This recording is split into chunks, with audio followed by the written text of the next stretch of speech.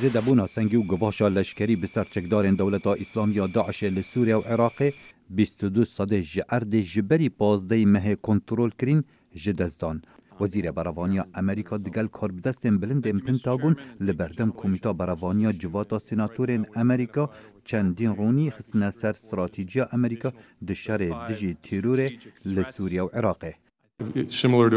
وکو رقا از دمکی بو کنترول کرنا موصل دیار ناکم لی از دخوازم پشت راز بکم کو اپراسیونا موصل و زحمت با جبر هجمارا خلکی و شیان دجمنی. استراتیجیا امریکا ولاتن روشاوا پشگری کرنا هزن خوجهیه به چک و راهنان و هرشن آسمانی بوجناف برنا تیروریزمه و هزن پشمرگن کردستان و شروان کرد رولکی برچاف دبرخودان دجی تیرور داعش دبینن. زور رونو آشکرایا شر دجی داعشه یه برف سرکفتن دچید کو بشکا مزن به قارمانی او پیگیریا هزن پشمرگه اوین رولکا برچاف ده شر داعش داده بینن. هبونا چکدارین داعش لسر تخیبا هرما کردستان گفه بسر آرامیا هرمه.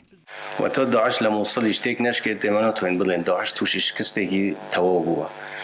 برای پشمرگه روله کی گرینگ ابینی لرزگار کردنی موصل فلان لعموی گرینگ تراوی پیشی رزگار کردنی موصل ابیامول آنکان ری کون لسر چونیتی داره کردنی موصل دوی رزگار کرده. هر جدت پیکا سال 2015 هرشن آسمانیان حوال بندیا امریکا و روسیا لسوریا و عراق بروزیده بونه ودچد. اپراسیون کردال حرما کردستان و روش آوا دجی چکدارن داعش دستکفتین سیاسی بخواه گرتن لدم اپوزیسیونا سوری دانستاندن آشتی دگل حکومت سوریا لجنیف بکتیند. روش آوا سیستم فدرالیزم بود دورن لجر دست حالات خو را گهاندن که هفسروک پیاده ده هف پیوینه که دادگل جیار محمد پیامنه را دنگ امریکا را گهاندن به مافی خلک دور دبینه. روجاوا باید حقیقت که کس نکنه خواهد سر روجاوا را چند کنه. جواب تشتکی هندرینه ای سوری تکلی خواب سوری راه تکلی خواب باش جواک راه. پیشوچون سیاسی هفدمن دگل داخواز و حول جواکان افنتوی بو یک ریزیا آلین دجی تیرورا داعشه لیارون و آشکرا شوازا پاشاروجا سیاسی آروشالاتاناوین حتی نها با آشکرای خویا ناکد.